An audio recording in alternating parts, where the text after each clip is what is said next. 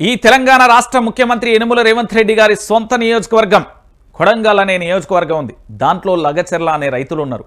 ఇప్పటికే అనారోగ్యంతో అస్వస్థ గురై భేడీలతో ఆసుపత్రికి వచ్చిన పరిస్థితులు మీరు అందరూ చూస్తారు. చాలా రోజులు అవుతుంది.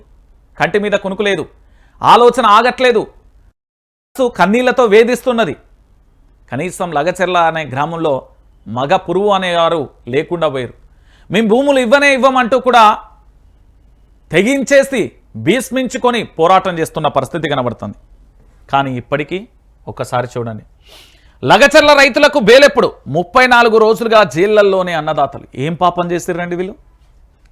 కుంటి సాకులతో బెయిల్ రాకుండా అడ్డుకుంటున్న రేవంత్ సర్కార్ ఛార్జ్షీట్ వేయకుండా వాయిదాలు, వీలైనన్ని రోజులు జైళ్లలో ఉంచాలనే పట్టు, ప్రభుత్వ తీరుపై ఎల్లడా అంటూ ఆగ్రహం.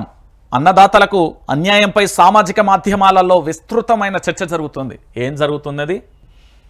భూసేకరణను వ్యతిరేకిస్తూ ఆందోళనకు దిగిన లగచెర్ల రైతులు దాదాపుగా 34 రోజులుగా జైళ్లలోనే మగ్గుతున్నారు. బెయిల్ కోసం విపరీతంగా శ్రమిస్తున్న ఫలితం లేకుండా పోయింది. ప్రముఖుల విషయంలో గంటల వ్యవధిలో లభిస్తున్న బెయిల్ వీరి విషయంలో వచ్చేసరికి ఆలస్యం అవుతుండడం వెనుక ప్రభుత్వం కుట్ర దాగి ఉన్నదనే చర్చ సోషల్ మీడియాలో జోరుగా సాగింది.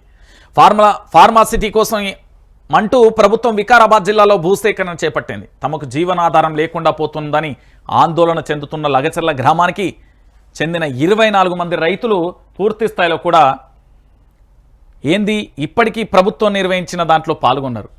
ఇప్పటికీ కూడా రైతులు దాదాపుగా ఎన్ని రోజులైతుంది? 34 రోజులుగా కూడా ఇంకా జైళ్లలో మగ్గిపోయి లగచెర్ల రైతులు 34 రోజులుగా ఇంకా జైళ్లలో రిమాండ్లో ఉన్న పరిస్థితి కనబడుతుంది.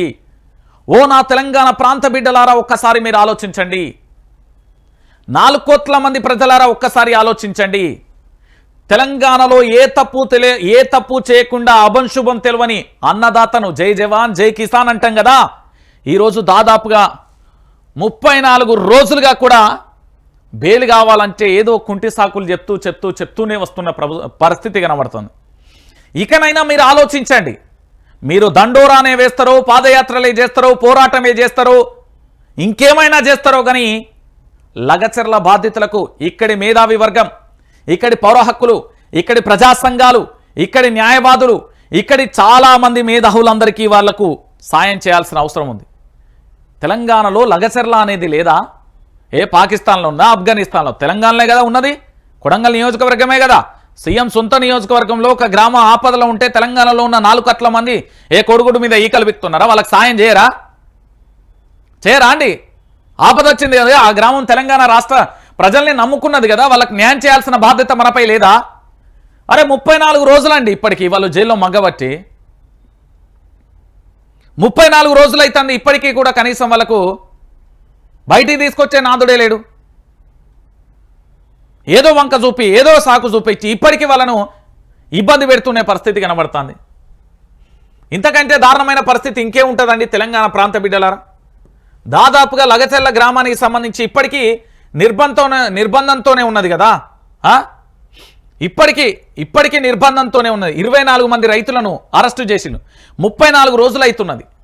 ఇప్పటి వరకు కూడా వాళ్ళకు సంబంధించి భూముల కోసం నిరుపేద ఎస్సీ ఎస్టీ బీసీ రైతులు 34 రోజులుగా జైల్లో పెట్టి కావాలని అనేక సాకులతో చూపుతూ బెయిల్ రాకుండా అక్కడి మన ప్రభుత్వం అనేక రకాలుగా ఇబ్బందులు పెడుతున్నది. మరి వీళ్ళను పూర్తి స్థాయిలో కూడా మనం కాపాడుకోవాల్సిన అవసరం లేదా?